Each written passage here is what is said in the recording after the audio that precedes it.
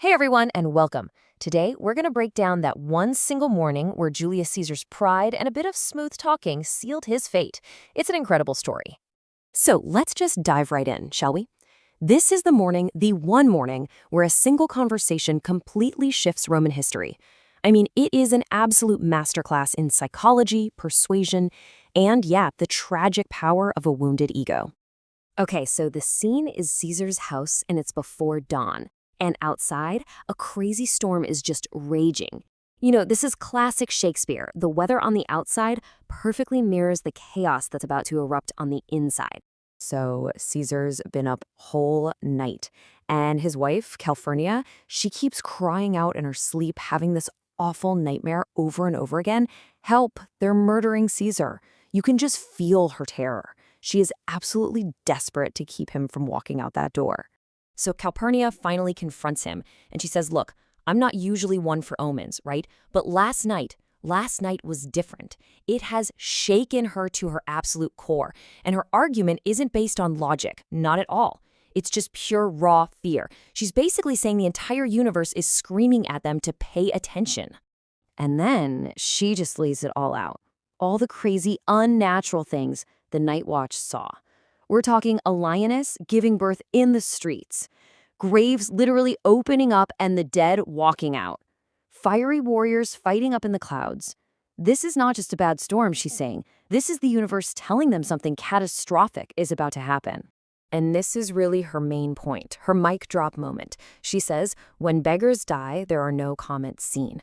You know, regular folks die and the universe doesn't blink. But this, all this chaos, this has to be for someone huge. For a prince like you, Caesar. The heavens themselves are putting on a show to announce your death. So what do you think? How does arguably the most powerful man in the world respond to his terrified wife? Does he comfort her? Nope. He hits her with this cool wall of pure, unshakable pride. A little bit of what will be thrown in for good measure. His first move? He basically says fear is for losers. Cowards die many times before their deaths. The brave taste death only once. He's saying that if you live in fear, you're already kind of dead inside. It's like he's building this philosophical fortress around himself, right? So none of her very real, very emotional pleas can even get through. And then he says this. Oh, it's just so perfectly Caesar. He literally personifies danger itself and then says, yeah, we're brothers, but I'm the older, more terrible one. I mean, can you believe the ego? He doesn't just face danger, he thinks he's more dangerous than danger. A true force of nature in his own mind. Okay, so if his wife's begging wasn't enough, here comes the next warning. And this one is chilling. A message arrives from his own priests, the augurers. They did a ritual sacrifice to see what the day holds, and get this, the animal had no heart. That is about as bad as an omen can possibly get. Their message is crystal clear. Do not go out. But Caesar's pride is it's bulletproof. This is a perfect example of what we call cognitive dissonance. All the signs are screaming, danger, stay home! But his internal monologue is screaming, I am Caesar, I am invincible. So what does he do? He completely twists the meaning. He says, oh, the gods are just testing me. If I stay home, I'm the beast without a heart, a coward. It's an incredible mental backflip. But even with all that bravado, Calphurnia gives it one last shot. She literally falls to her knees and begs him. And seeing her like that, so completely desperate, it finally breaks through. For just a second, the emperor disappears, and the husband takes over. And he gives in. He says, okay, for you, I'll stay home. And for a moment, it really seems like the crisis is over. Whew. But you knew there was a but coming, right? This is the turning point. Right at that moment, who shows up at the door? Decius Brutus. Now, to Caesar, this is just a good friend stopping by. But we, the audience, we know he's one of the key conspirators. And let me tell you, this guy is an absolute master of manipulation. And watch how brilliantly he does this. Caesar tells him about Calpurnia's dream, the statue of him bleeding from 100 holes. Without missing a beat, Decius flips it. He says, that's not a bad dream, that's a great dream. That's not your death blood, that's reviving blood for Rome.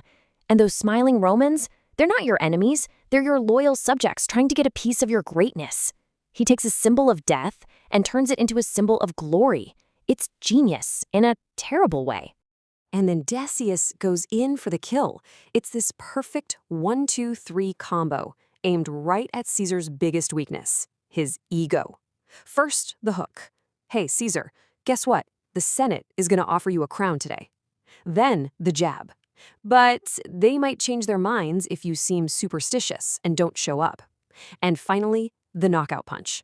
They'll whisper behind your back, look, Caesar is afraid. That's the one that really lands. And boom, it works. It works perfectly. Why? Because Decius was smart. He didn't argue about the facts or the omens. No, he went straight for Caesar's public image. He made it about what people would think. And for Caesar, the fear of looking weak was way, way bigger than the fear of actually dying. He just flips a switch, turns on Calphurnia, calls your fears foolish, and just like that, pride wins. Game over.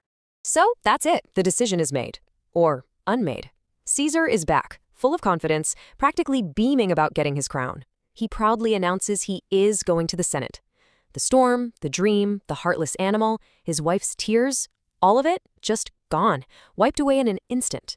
And then, this is where it gets really chilling. The doorbell rings again, and in walk the rest of the conspirators. All of them. His assassins are now standing right there, in his house, smiling to his face, ready to escort him to his own death. And Caesar, he is completely, totally clueless. I mean, he's just so happy to see them. He welcomes them in, offers them wine, calls them his good friends. He's probably slapping them on the back, making jokes, all while they're looking at each other over his shoulder thinking, okay, it's almost time. The tension is just incredible.